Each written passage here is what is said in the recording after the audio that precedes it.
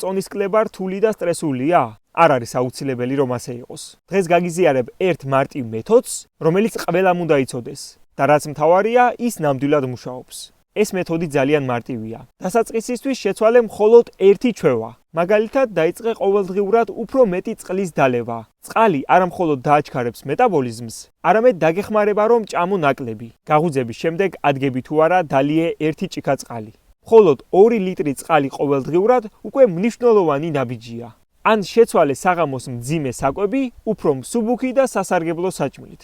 ეს მეთოდი ისეთ შედეგს მოგიტანს, რომ უბრალოდ გაოცდები. იცი რატომ მუშაობს ეს მეთოდი? იმიტომ რომ პატარ-პატარა ცვლილებები იძლევა დიდ შედეგებს, როცა მათ ნელ-ნელა და სტაბილურად ნერგავ.